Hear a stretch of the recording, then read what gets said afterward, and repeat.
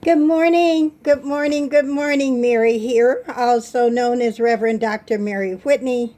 Today is our 222nd day together. The topic I chose for today's message is learning how to let go of what you survived, right? And one of the hardest lessons in healing is realizing that what once protected us may now be preventing us from becoming who we were created to be. Today, we'll explore what it means to let go, not of our story, but the survival patterns that no longer serve us, right? And so I want for us to sit up straight. I want us to take a few deep breaths together, and we're going to ground ourselves on the floor, in the sand, in the dirt, wherever you're at. Just relax your body, and let's take 3 deep breaths together. Okay, we're going to give ourselves a gentle hug. We're going to take 3 deep breaths in, 3 deep breaths out, putting your mind on whatever you want to have your mind on today. Take a deep breath in.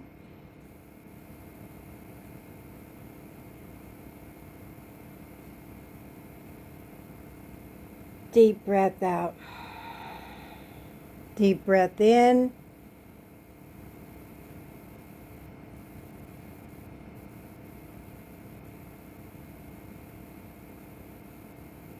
Deep breath out.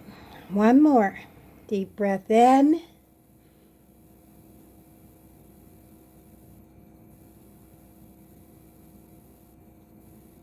Deep breath out. Yes, for years I believed that certain parts of my personality were simply who I was. Eventually, I realized many of those characteristics were survival strategies. They weren't my identity, they were my protection. As someone who has presented at conferences and trained professionals for over 25 years now, I often found myself hoping for a certain outcome.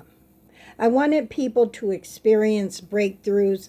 I wanted every participant to leave changed. There is nothing wrong with wanting to help others, but healing taught me something even deeper. When I became attached to specific outcomes, disappointment often followed. I finally realized that my responsibility was never to control transformation. My responsibility was simply to faithfully plant the seeds. God handles the growth. Today, I spend countless hours designing workshops, studying audiences, creating practical tools, and building experiences that people can carry home with them. But I no longer measure success only by applause. Sometimes the greatest transformation happens quietly long after the conference ends. I learned to be humble as I taught others to learn how to release themselves of the need to control the outcomes that they were wanting to see within their organizations or within the people that they were brought to. Well, they don't call serve, I say serve. They were taught to teach or train to do a specific skill or something. I did this being humble while remaining faithful to my own calling, right?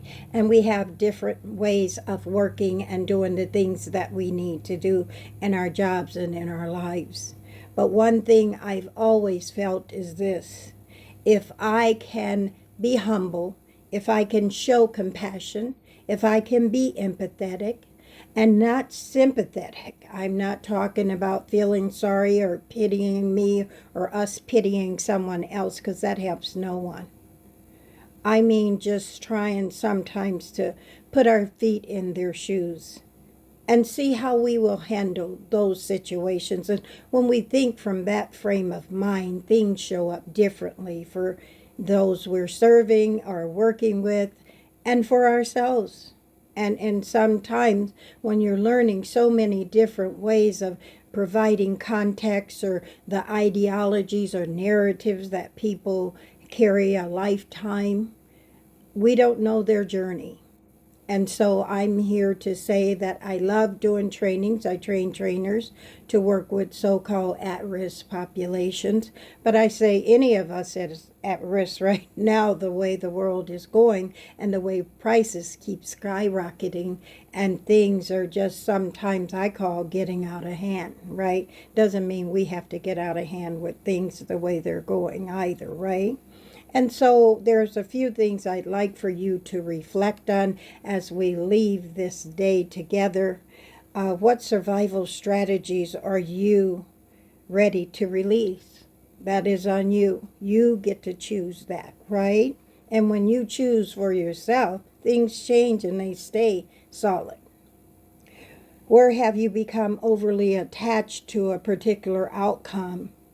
And how might your life change if your responsibility was simply to be faithful and to plant seeds and not worry about the outcomes, right? Because we can't change anyone from the inside out. We may prompt others to be able to do things a different way, but the choice at the end of any day or journey is always going to be on that person, as well as the choices we make rests with us, right? I want to thank each and every one who have joined me today. This is day 222. And I'm glad for what you're planting into your own lives. And I've heard from many of you who said this does make a difference in your day. And that is what I hope to do. If we help one person see a difference in the way they'd like to see how their life has been going, then we've done what we've been called here as building a community to do, right? I love you. I appreciate you. I thank you for being with us. I thank all who have subscribed, who have liked, who have shared this YouTube community with others.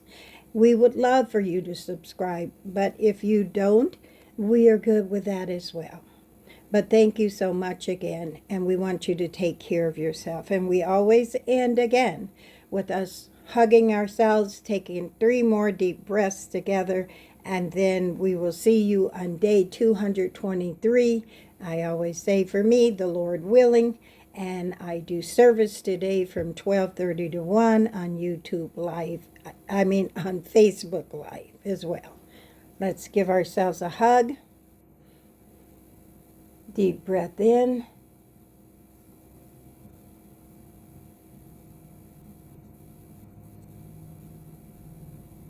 Deep breath out. Deep breath in.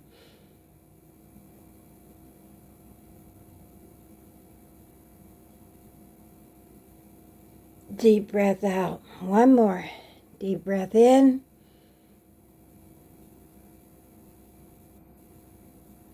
Deep breath out. Yes, thank you so much. Have a great day. Take care of yourself. We love you. Bye-bye.